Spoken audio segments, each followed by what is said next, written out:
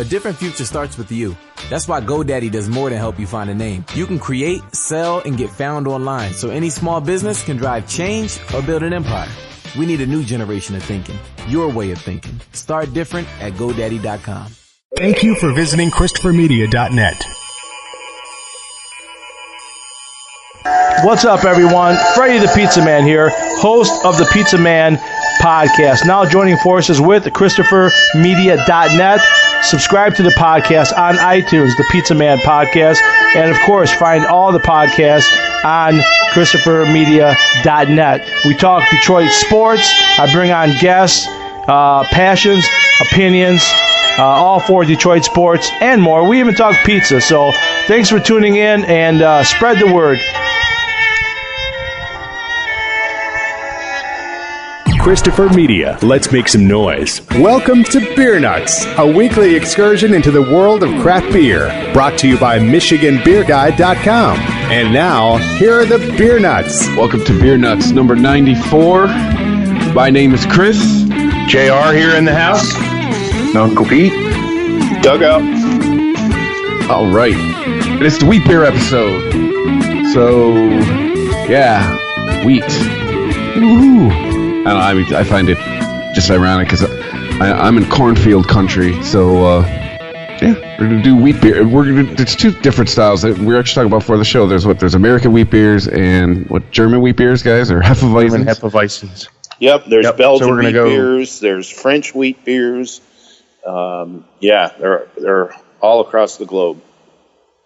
Many of them are really different and unique from each other. I think most of the beers we're reviewing tonight will be German Hefeweizen or Hefeweizen styles and American wheats. I know we did a Belgian wheat beer. Uncle Pete brought one on the last episode for Belgians. I don't think anybody has a French, and I know Doug's got something on a completely different direction that we'll keep for a surprise. So speaking of Dugout, let's go ahead and go to him for tonight's quote of the week. Okay, the quote comes from Tony Meiji from Lagunitas Brewery. Said, beer speaks, people mumble.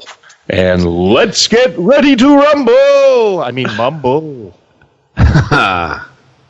Let's get ready to mumble. After last week's episode, I was definitely mumbling. Yeah, last week, those Belgians had us mumbling at the end of that. But, it's a week later, we've recovered. So anyway, we are going to start with a traditional German Hefeweizen, and Uncle Pete actually came up with the idea to do this episode. We were hoping that by this time of year, wheat beers are nice and light and nice for the warmer weather, but Old Man Spring has just decided not to show up, so we're still dealing with winter weather in the Michigan and the Detroit area anyway, so... I don't know what happened in spring, but in the middle. I'm currently in the middle of a snowstorm, so yeah, it's there you go. April 17th. How about 3 inches of snow? Jeez, well, we had hoped this would find like baseball weather. Baseball wheat beer is perfect for ball game. Nice warm weather out and nice quenching, refreshing wheat beer is good. A nice light wheat beer that you can have a few of them. But, without further ado, let's just have Uncle Pete introduce us to the first beer of the night, because I'm thirsty. Uncle Pete? Okay, let's get this party started. Start the mumbling. Okay, I've got a German Hefeweizen. This is an ale from Schneider & Son Brewery. John's going to pop the top for me. And this is an old brewery since 1872, I think it says. Maybe the print is too fine for my eyes. Yeah, it looks like 1872. Schneider & Son. This is called Schneider Weiss, which is Weiss means wheat in German. Schneider Weiss Tap 7 Original German Hefeweizen Ale. Comes in at a 5.4% alcohol, and I believe there may be some higher ABV Hefeweizens out there, wheat beers, but this is probably right in the right range, typical range in the 5% or so for this style. When you talk about the word Hefeweizen, Weizen is wheat. Hefe, it means with yeast. So it's a wheat beer with yeast, and we'll find out why here shortly. But this comes in a 1 pint bottle, kind of a real narrow bottle compared to our pint, our size of bottles here in the States. Very dark brown bottle, so to protect the beer inside, keep it nice and dark and happy. And JR kept this nice and cold for me before we pulled it out, so we'll make sure we get a good cold taste of it here. So I'm going to pour up a little sample, pass it to JR, and take a look at it, and let's see, what do we got? Okay, got a light-colored beer here. There is some darkness to it, and I guess what I mean by that is it's kind of murky. You can't see through it. So we've been drinking enough of these hazy IPAs, right? I would say if you stuck this next to one of these hazy IPAs, you'd get a similar look. But has a very, very bright white, nice thick head on it with very fine bubbles. And let me take a sniff on the aroma. Oh my, very aromatic. Very bready, toasty. I smell kind of a sweet smell, a sweet aromatic smell. Might be like, what would I say there? I don't know if it's toffee or bubble gum. Just a sweetness, kind of a fruitiness to it. Very pleasant, though. I mean, I've had some of the Belgian beers I've had, I think, have had this similar aroma. Let's take a taste. Going very not alcoholic at all, and really no bitterness there. It's not, intended to be a bitter beer. I get a nice malty caramel, and then a very nice sweetness to it with this kind of a banana-y flavor. What do you think, JR? Yeah, definitely the esters are really prevalent in the aroma. Esters of banana and that little bubble gum, clove. Immediately you identify that with like either a Belgian or a German yeast. And really not much hop effect on this. It's not that bitter. It's more malty than bitter. Like you said, Hefe means yeast, and Weiss means wheat, and the yeast is the star of the show here. The wheat's just a nice, light, easy to drink. This is a thirst quencher here. Again, great for a ball game, but that German yeast really gives it a special character that right away you can identify that as a German style. But it's tasty. These beers are. We get so caught up here with all the American palate is now, it's all about the IPAs and the real bitter and the, can't get enough hops in your beers. But, it's nice to go back. Again, we said this with the Belgian episode last week, go back to the basics and enjoy a nice, solid, brewed to style wheat beer, especially this nice, classic German one. It's one of the classics, and there's a reason that these guys have been brewing beer for hundreds of years. I mean, I think some of these breweries go back to like the 1300s over in Germany. So the Germans know what they're doing, and this is a real treat. And I'm really enjoying it. Yeah, it's not a heavy body beer at all. It's very light bodied. It doesn't have like tons of character, but it does have a nice candy flavor to me. A very mild sweetness, and it's, again, as I say probably every episode, but it's fun to try these styles that we don't spend a lot of time on. It's just this low alcohol, sweet, aromatic beer with a light mouthfeel that's very well carbonated, very finely carbonated with fine bubbles. It's not thick, it's not slippery, and it's cloudy, which is typical of the style with the yeast and suspension in this beer. If you look at these bottles on the shelf, you'll see a cake of yeast on the bottom of the bottles typically. I know this bottle before I opened it, JR, I did turn it upside down and look at the cake, and a lot of it already dispersed into the beer, so I purposefully did that because I didn't want to pour the beer without any of the yeast coming out in it. But I love the flavors that it renders when you mix it up good and and let that yeast come through. Well, I'd like to read from the label, just a description. This is Tap 7 Original, Schneider Weiss Tap 7, the world-famous original wheat ale from Bavaria's oldest wheat beer brewery. Carefully selected ingredients, skilled fermentation in open vessels, as well as fermentation and maturation in the bottle, guarantee the distinctive taste of this authentic wheat ale. Schneider Weiss, G. Schneider and Son, Kelheim, Germany. So yeah, very lot of history to this beer. Bottle fermented, brewed according to the Reinheitsgebot. It's all basic, pure ingredients. There's no gimmicks in this beer. It's all barley, wine, yeast, and water. I don't think it's as highly rated as some of the other authentic German Hefeweizens that you can have, whether it's Weihenstephaner's or Hackerschor's. But it's up there. I think it's true to the style. It's pretty much what I expected when I bought this beer. And I do have German heritage. I've been to Germany a few times. I have sat in the German beer gardens and drank the authentic Hefeweizen right from the tap there. And a lot of people like to have these beers with a slice of citrus in it, whether it be lemon or orange.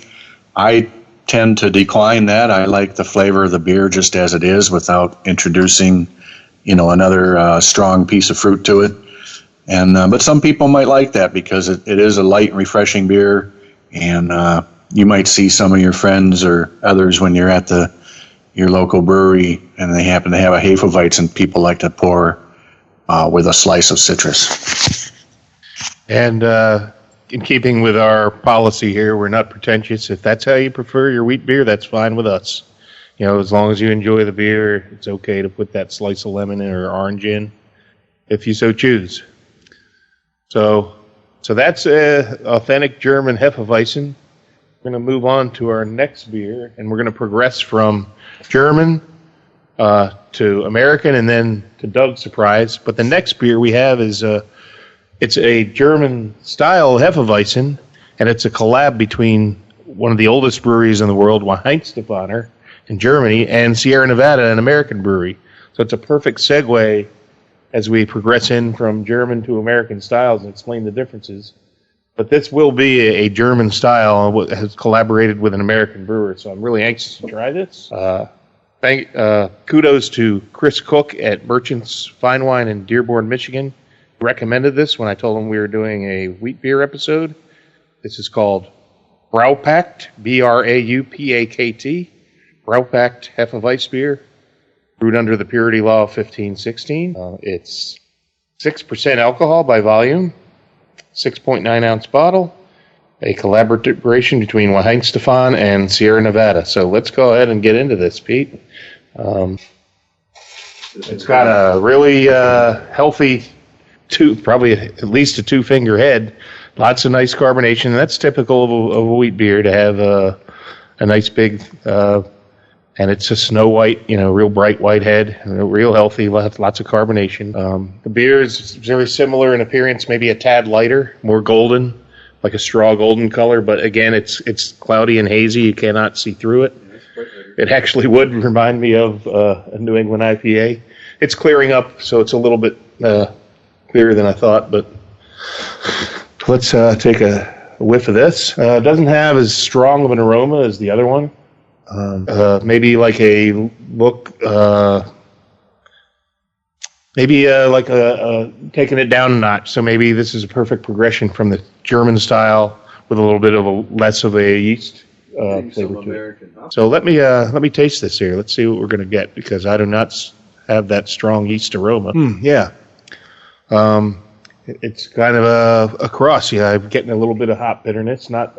It's not nowhere near that of an IPA or anything, but there's definitely, it's a perfect progression from the all yeast to now like some yeast, but not real strong, and some hops, but not real strong. So I can see where this could be a good compromise between the two styles. And it's nice that they were able to collaborate and brew this. I think it still tastes more German than American. American is usually just a clear, clean wheat beer. This has German characteristics, but certainly not nearly in the level as the first one. So it's kind of like a hybrid, both styles. Yeah, JR, I'm tasting it, and the more sips that I take, the more hop influence I'm getting on the palate. And it is a very a pleasant bitterness, a nice drying bitterness. What's the ABV, does it say? 6. It's a little higher ABV than the first one we had. And it does dry my palate out very much so. And it does have a nice piney, American hop impact in it. There must be a Sierra Nevada influence coming in there from somewhere, trying to Americanize this German Hefeweizen wheat beer style.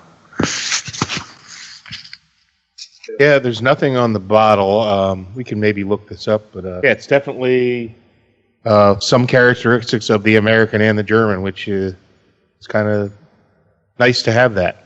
So yeah, really interesting beer, and it does say, I knew that Weihenstephaner was one of the oldest breweries, if not the oldest continuously running brewery in the world. Pretty sure it is, but it does say since 1040 on the label. I had no idea they were that old. I mean, that's 1,000 years worth of brewing history, folks. Wow.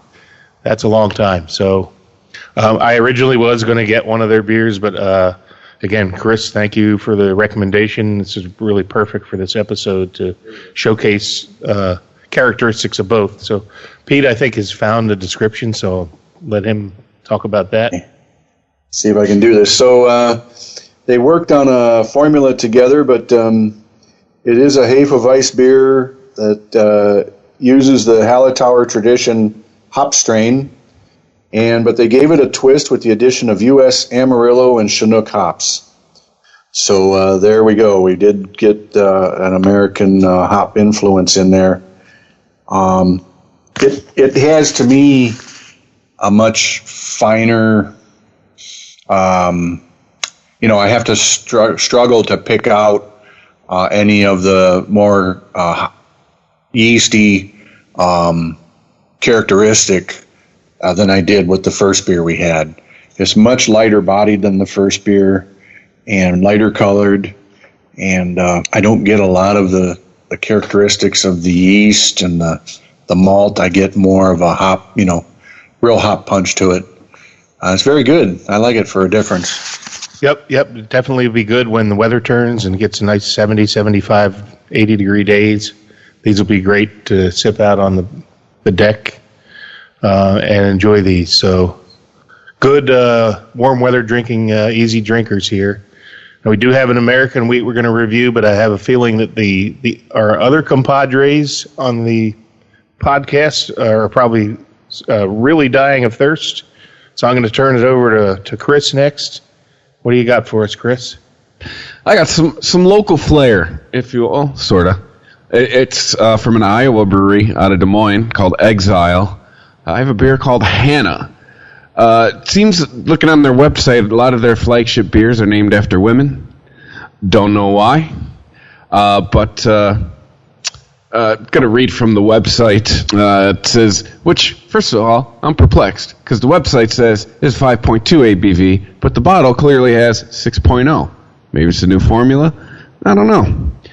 But Hannah is a Bavarian wheat-style beer. Bavarian-style wheat ale, according to the bottle. Unfiltered. Which, when you pour it, it's got a little cloudiness going, like the New England IPAs. But it's still, you can still see through it. But yeah, definitely, if you're used to a straight up kind of wheat beer style, it's definitely a little cloudier than what you're probably used to. 12 IBUs. So yeah, if you're looking for a mouthful of hops, this ain't going to be it. Reading from the website, it says, intense aromas of clove and banana give way to a mouth-watering citrus flavor in this unique brew. German wheat and malt come together in a meticulous decoction mash to make a distinct and refreshing beer. A lifelong friend of Exile, Hannah is outspoken and independent and the perfect embodiment of our Bavarian wheat. And taking a sniff of this, the banana hits you right in the face. I mean, they are not lying. That's pretty much all I can really smell. Banana, I can touch teeny tiny touch of floral at the end, which I'm guessing is the hops in here. But taking a sip, The mouthfeel, I mean, the head is, it's bordering on creamy, dare I say, but the mouthfeel, I'd say it's a little slightly over the middle, somewhere, getting towards the thick side of things, which for me, for a wheat beer, I don't think I've ever had this before, and then the taste, I mean, I've always said on this show, for me, if as advertised is probably the best thing I can tell you about it. I mean, in this state, it's, the brewery wrote the description and they're dead on. I mean, it's banana, it's a little bit of citrus, and it's all delicious. So, Exile Brewery, Hannah, if you see it, pick it up. I'm willing to bet our friend Lieutenant Dang probably has a little bit more access to this than the rest of us. But, yeah. Right. It's my first Iowa beer, and I'm guessing it won't be my last. Not necessarily a bad beer state. There's an iconic brewery out there called Toppling Goliath that hopefully you'll get to find some of their beers. In Decorah, Iowa. I don't know if that's on your radar, but it's called Decorah, Iowa. But some of our listeners have heard of. They make some very coveted, highly rated beers. So yeah, just if you look see for anything from Toppling Goliath, grab it. Just look for Pseudo Sue. Thought I'd mention the dinosaur on the can. Yeah, thought I'd mention a little bit, Chris. The words you used there, I think you were reading from the label or from the website, was decoction mash. Yes, and just being a home brewer, thought I'd clarify that just briefly for our listeners. When you brew a beer that has a lot of wheat grain in it, usually these beers are, I think, right around, up to 50% wheat. Wheat is a different grain than barley and has different characteristics. So when you add hot water to it to mash the grains, you want to bring it up to a certain temperature and hold it so that you can extract and convert all of the starches into fermentable sugars in the grain. Wheat, when you use a lot of wheat in your brew, and some of our home brewing systems, as primitive as they are, can tend to get stuck or gummed up. And a lot of times using wheat grain can give you a real gummy mash. So what you do with a decoction mash is you take out some of that wet grain and transfer it to another pot and heat it up, and then pour it back. Once it's heated up, you pour it back into the original mash container, and you do that, you can do that a couple of times. And that helps keep from getting a gummed up mash, and it helps process that wheat grain a lot better. Doug, if I didn't say any of that right, help me out. I know you've probably had some beers with wheat in it before. Yeah, and you just kind of nailed it. Usually the amount of wheat that I put in the beers that I'm making is a lot less to where, decoction mash like that isn't really necessary. It could help out. But yeah, you nailed it, dude. Yeah, I've done it, and I was successful. I was very pleased with the result. And it was something I'm a long-time home brewer, but I've only really done the decoction mash once, and I guess I got lucky because it worked. Well, and it's a lot of work. It is a lot of work. Strenuous work to transfer weighted down. You're already dealing with 10 or 15 pounds of grain, and then you add a bunch of water to it, and you start transferring it back and forth. Yeah, that'll use some muscles you're not used to using. That's for sure. Yeah, it keeps you busy. Plus, in your mind, you're always thinking, am I hitting the right temperatures? Am I going too fast, going too slow?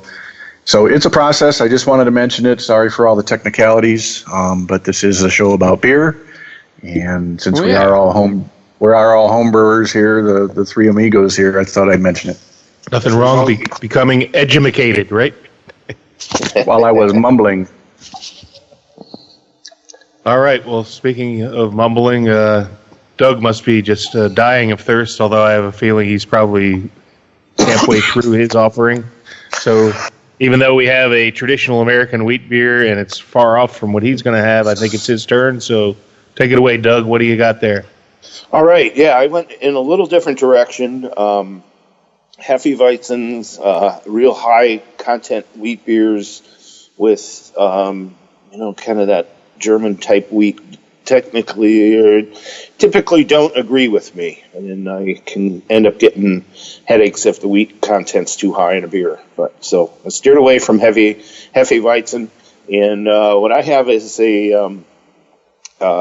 it's actually a sour, and it's from our friends over at Speciation Artisan Ales. They're in Grand Rapids, Comstock Park to be exact. We had reviewed some of their beers on the sour episode way back when, and I thought it'd be a good time to sort of revisit them. This beer is called Phylogenetic, and if you Google Phylogenetic, just be prepared to, that's some pretty heady stuff. But the beer is named that. It's a Foeder-aged Solera Sour Ale with tangerine. So Foeder being a very large wooden vat. It's pretty critical in the making of sours. A Solera is a type of, I guess it's a beer that you keep adding to it, and then you take some out, and then you add to it again and take some out, and it's just a continuous process. It's not like you brew a beer and you finish it. It just stays in this sort of state of fermentation and aging. So it's really an interesting process. I'm not going to go into all the nuts and bolts of it. It's very technical. So I'm just going to just kind of pour this beer out here, and it's pours a very light orange. I would compare this color to a mimosa, champagne and orange juice. In the nose of it, you get some really nice bright funkiness to it. Definitely get the tangerine big time, and those are really the two main aroma characteristics. It pours with a really fizzy head, but that dissipates almost immediately. There's no lacing on the glass at all. And if you think of the most sourest glass of orange juice you've ever had in your life, this would be it. Not sour in a bad way. I mean, it's just sour. Like, this wouldn't be a good beer to cut your sour teeth on at all. This thing just punches you in the face. Tangerine flavor is beautiful. The flavors just sort of ooze out of this beer. I think it's magnificent. It's really highly tannic, so a lot of grittiness on the teeth. Finishes sharp, and that tangerine flavor just hangs out forever in your mouth, and that's really nice. Really, really nice. From what I can understand, these guys are doing fantastic. They're just finishing up a tasting room finally. Getting some statewide distribution at some Michigan bottle shops. I got this one at our friends over at Market Square, Birmingham. JR's a big fan of that place, as am I recently. They've really upped their game in the beer department. So, fantastic beer. Just if you get a chance to check out anything from Speciation, I'd do it. I mean, these guys are doing phenomenal work. Absolutely, and if you recall, on our sour episode, we actually sampled Genetic Drift Batch 1 before they even opened. We were very fortunate that they got to obtain a bottle from a friend of a friend who knew Mitch, the brewmaster. And that was a great beer, and we kind of discovered them before they opened for business, and they are thriving. There was a big buzz about them at the Great American Beer Festival last year. They're one of the hottest things going here in Michigan, and it's great what they do. It's also great that they actually do not even make their own wort. They source the wort out, and then they take it from there and ferment it out and work their magic on the wort. Really a great story. Go to their website. They have a blog. Mitch is very open, easy to talk to. You can reach out to him on social media, and although he's a busy guy, I'm sure he would get back to you. But just one of the great success stories here in Michigan of a Michigan brewery that's really blowing up and doing great things. So, as Doug said, if you are able to find any of these on shelves, grab them. They don't last long. Yeah, and the wort they use is made from all locally sourced grains. It's all Michigan grains. They use as many Michigan ingredients as possible. I've had sort of a dry hopped IPA version of a sour last week from them. It was just really, really incredible. Very clean tasting, right to the point of what it is. Just beer after beer from these guys. They just knock it out of the park every time. Yeah, one more thing I want to add, something really interesting that they're doing is they have actually they're producing a series of beers with wild yeast harvested from each Great Lake. I can't remember the name of the series, but I know that they're highly coveted. So what a great idea to take wild yeast from each Great Lake and form a beer from that particular yeast strain that they harvested in the wild and from each lake. So really cool stuff they're doing, and really just good people and great beers from speciation. So kind of jealous that I'm not there and trying that with you, Doug. I haven't had that one, but if I see it, I'll be grabbing one.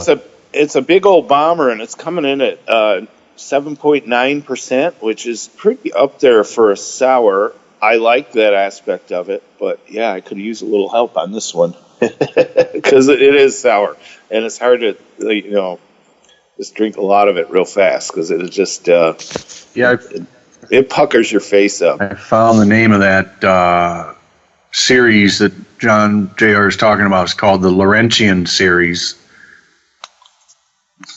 named after the watershed in which the Great Lakes reside.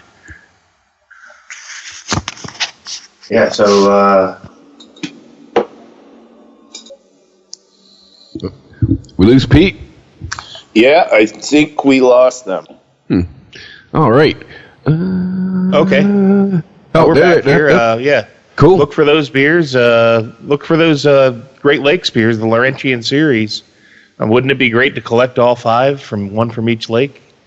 But then I was thinking, why collect when you can just drink them up? Yeah, just drink them. Brewers brewed them for you to sit and collect dust. So collect them all, but drink them all. That's my advice. All right, so we actually have 2 more beers, but I think we're probably only going to drink one more. So let's go ahead and open this. We finally have a true American wheat beer from Deschutes Brewing.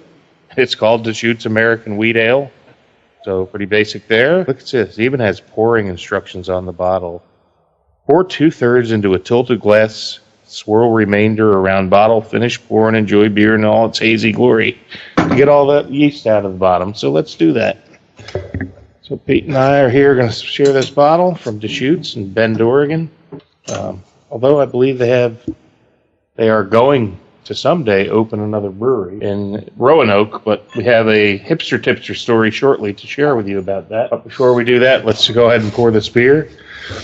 Nice bubbly carbonation, but the head is like about a half a finger, not nearly as big and frothy like the German ones, and it's dissipating. But you can see bubbles rising from the bottom, so there's a nice healthy carbonation. But this is more like it's a light straw yellow, very very light in color. You can see through this. There's a little bit of haze, but you can see through it. This looks more like an American, easy to drink, like a yellow beer, like a cream ale or a lager. Let's go ahead and taste this. It's very light yellow. The aromas, more American, more hops. Pete says yeasty.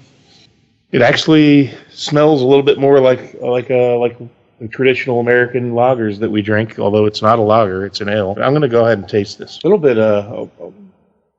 of easy drinkable, malty, just light, very light. It's just like it really does remind me of just an easy to drink lawnmower beer.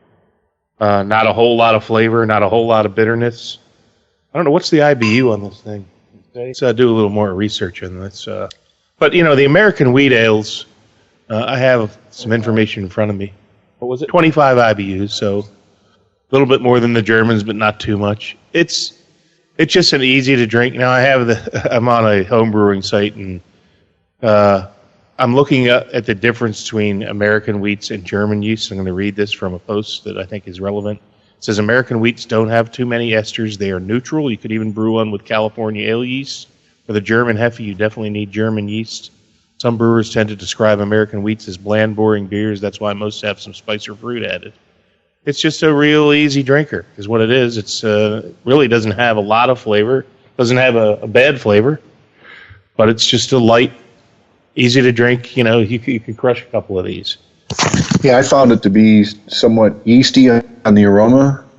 But you're right, it's very light, clear, mostly clear. The head dissipated quickly. And then this beer is just, probably the lightest beer I've had in a long time. Let me just put it that way. So, lightest bodied, very, straightforward and crisp and clean.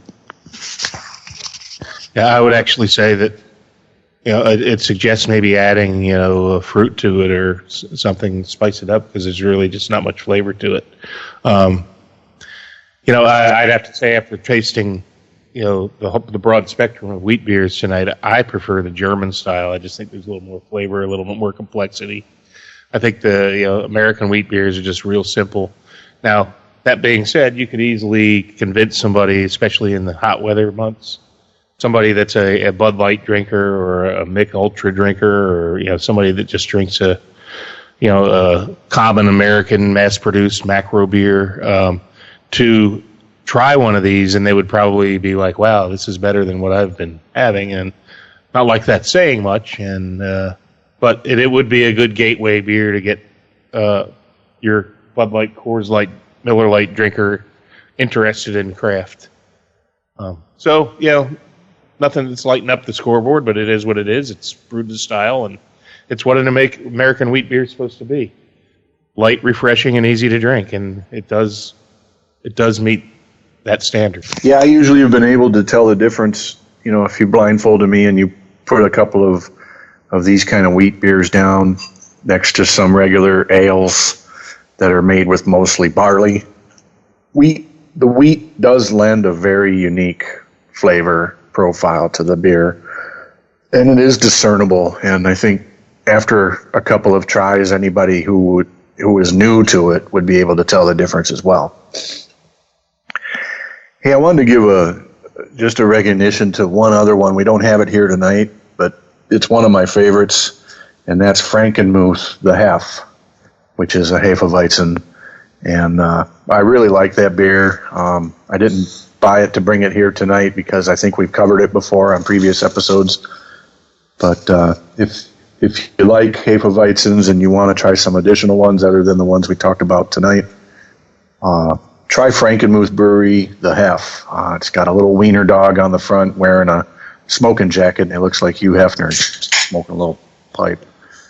So it's kind of a corny label, but that's part of the fun of trying all these beers too. Yeah, and one more shout out. I mean, American wheat beer, and I think this is the one that really took the style to new levels, which is Gumball Head from Three Floyds. That's a phenomenal wheat beer, and I think we mentioned Oberon as well. Most definitely. Yeah, some great Midwestern beers that just nail that American wheat style, and two very different beers from each other as well. Oberon is just super easy drinking, and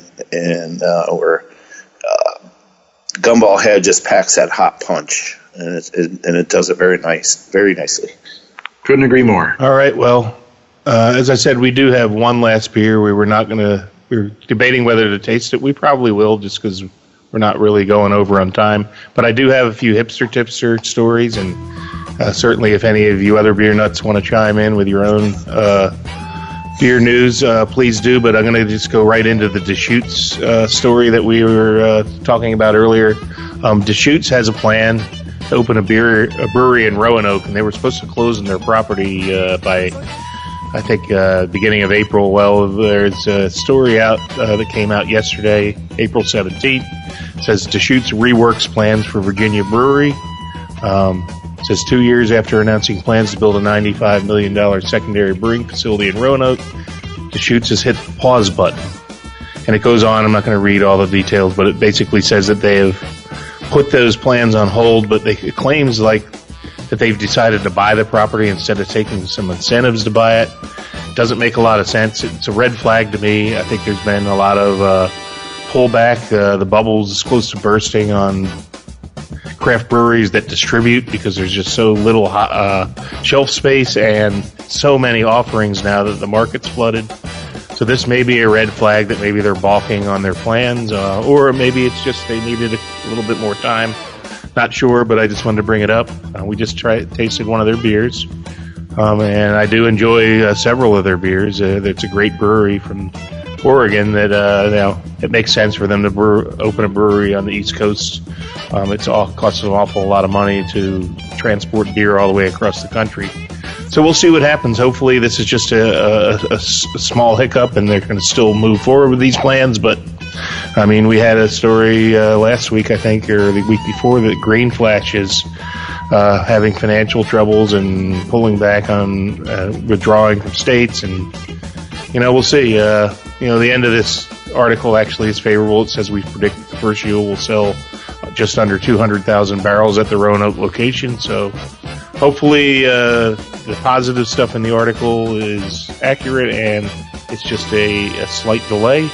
But we'll see. But I just wanted to bring that up. It was one of the big stories. Yeah, go ahead, Pete.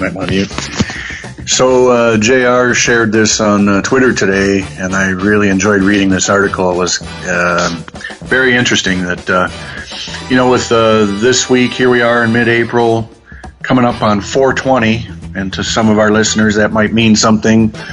A lot of theme beer releases and beer parties going on Friday, 420, having to do with the cross between great craft beer beverages and cannabis.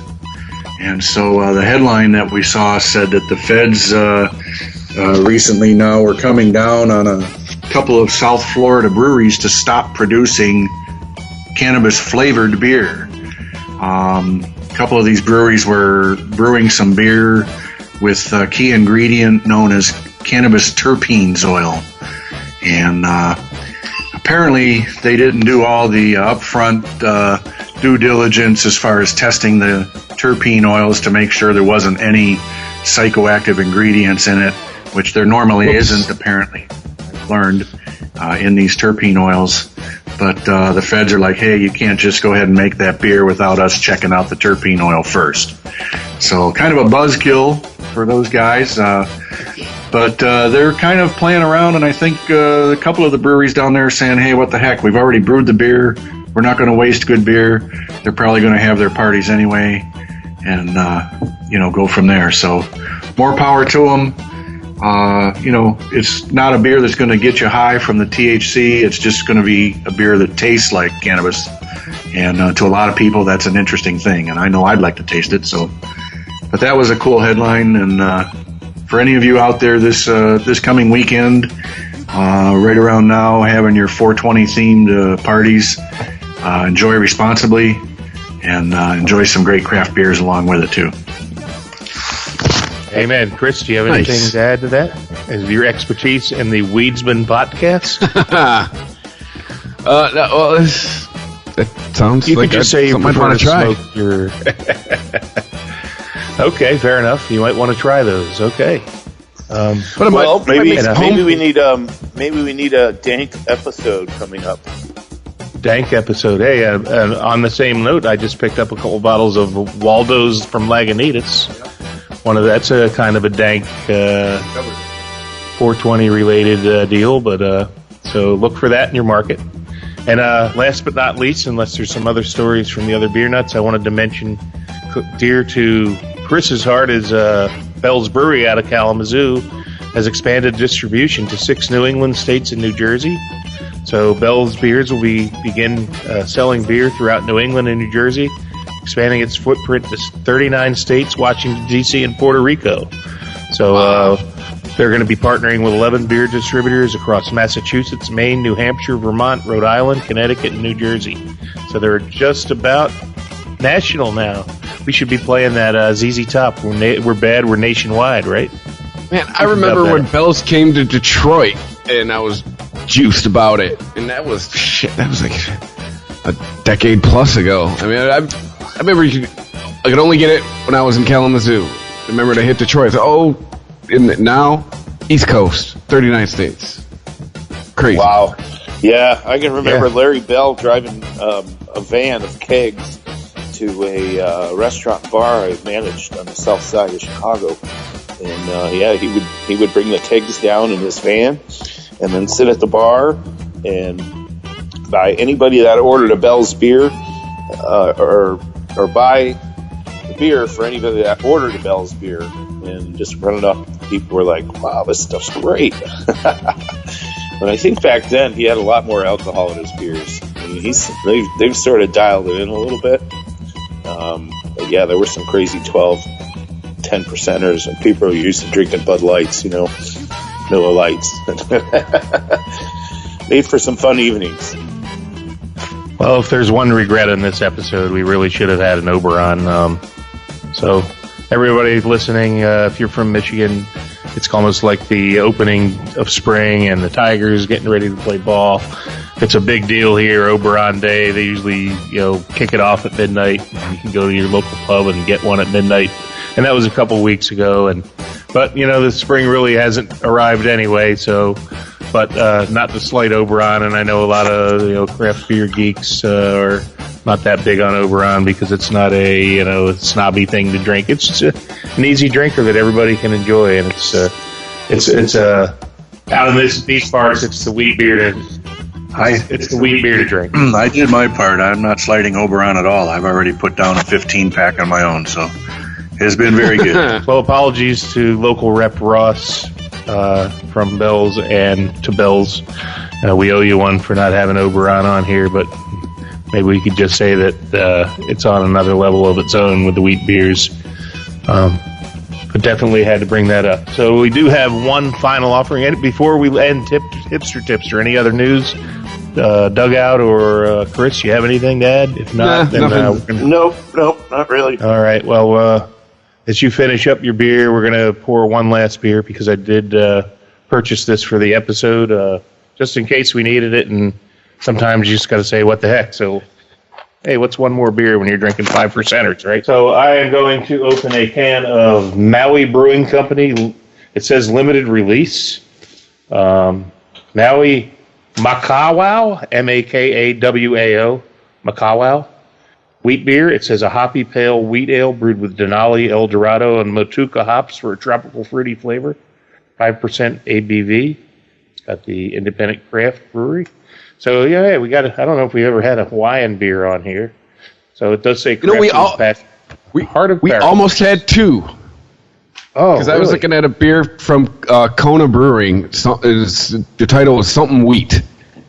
Okay, well, and I almost grabbed that by the Evil Empire. Just so you know. Oh, well, see, it's a good choice to not buy it. So I debated whether to try this, but I tasted it.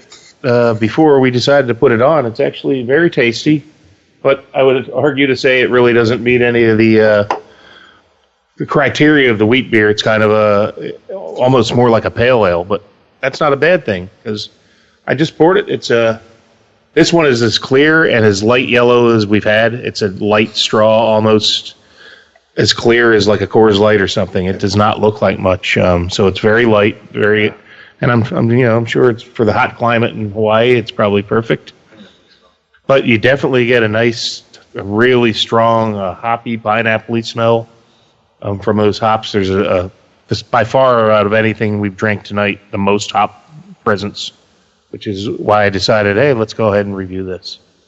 So I just tasted it, and yeah, you got all that nice, flavorful tropical hops, but you're used to having something to balance it out, that big malt balance out with a nice hoppy beer. And you don't really have that here. It's just like bursting with hops and there's like nothing to support it. It's like So I'm not saying it's not enjoyable. It is. You get that hot flavor, but it's like a very light, no malt backbone to speak of. It's just it's all hops and in your face, and I don't know. That's what I'm getting out of it. Pete, what's your impression? Yep, it's very light, the clearest beer here tonight, and very bright white head. I got pineapple immediately on the nose. Yep, definitely a hop influence right up front, followed by an interesting combination of fruits, some juicy fruits.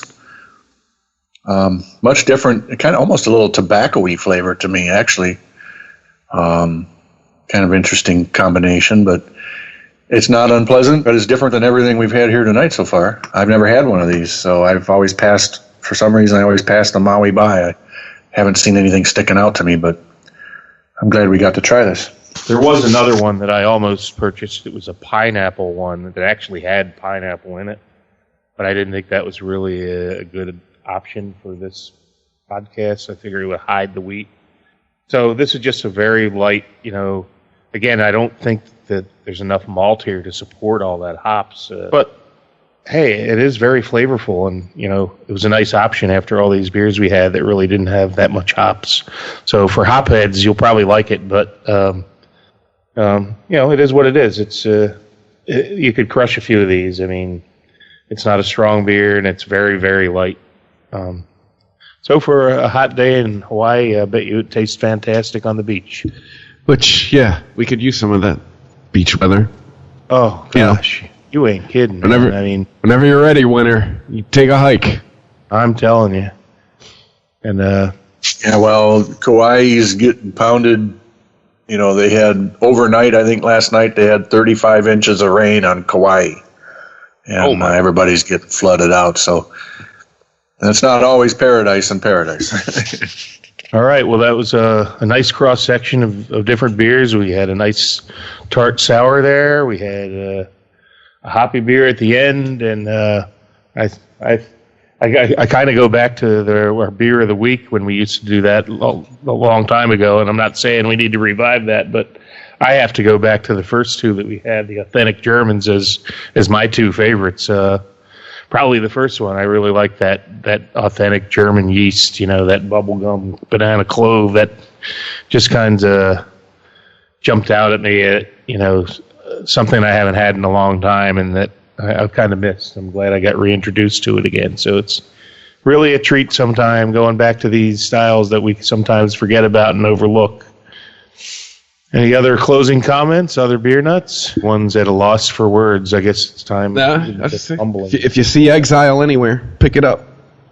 I'm very impressed with this beer. It seems to be finding its way into my gullet. Same with the speciation beers. I mean, you see those, pick them up. Amen. So, all right. Well, one quick plug. I promised Freddie the Pizza Man I would remind everybody in the Detroit area. He has a great sports podcast about all Detroit sports. So go to ChristopherMedia.net and seek his podcast out if you're a Detroit sports fan. And also, if you ever get to Melvindale, Michigan during the day, his pizza's to die for. His New York slices, and he makes a mean goulash too. And so support. I might have to go. Go ahead. I might have to go meet Freddie because I'm engaged to an expert on the New York pizza. So, she grew up in Jersey, so I can tell you the secret. I hope you like pepperoni, but he's got the curly pepperonis with the grease bowls that they curl up, and there's a little bit of grease goes in there, and they're like concentrated. It's not like the pepperoni you get at other places, and not to disparage any other pizza joints. It's just it's a different style of pepperoni, but whenever I see that, those curly pepperonis do it for me. So, also, just wanted to give a shout out. Freddie does a lot of great work for autism, and anybody listening, please take the time if you drink any beer or soda in cans, save your pull tabs and mail them into him or find somebody to get it to him. You can go on his website, FreddyThePizzaMan.com. He has a charity golf tournament that I'll be playing in this year. I played in it last year. Does some great fundraising for autism. And it's a small thing you can do is save all those pull tabs, put them in a plastic bag when it gets full, and it takes a while to accumulate those things. You'd be surprised, but if you do it now and you wait till his tournament's in August, he takes all those and gets them recycled and uses that money for the charity. It's a really great thing he does. He's been on local TV for his efforts, and a great man, makes great pizza, and is very passionate Detroit sports fan. As many of you know, I'm a Philly guy, so I can't really identify with a lot of that, but no one knows Detroit sports like Freddie. So have a listen. Go to ChristopherMedia.net. He's part of our network here. So there's my plug for you, Freddie. And the only thing I have to say from that is that we really got to get a pizza and beer episode where we collaborate with him at some point. We'll make that happen maybe after summertime's over. We'll hammer that out. Sounds like I need to be in that golf tournament too. Absolutely, and we can have actually Beer Nuts sponsored a hole last year. I paid for 2 hole sponsorships, and one of them I had the Beer Nuts logo up. So nice. Yeah, absolutely. Let's get our ducks in a row for that. It's really a fun time, and it's for a great cause. That's about it for me. Anybody else closing thoughts? Oh, one thing about wheat, we had some.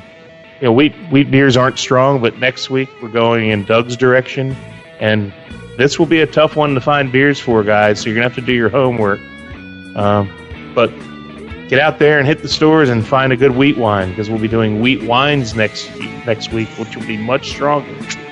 That's what we have to look forward to for the next episode of Beer Nuts. That'll be episode 95, and the big Centennial 100 episode coming up soon. Oh, boy. Big plans for that one.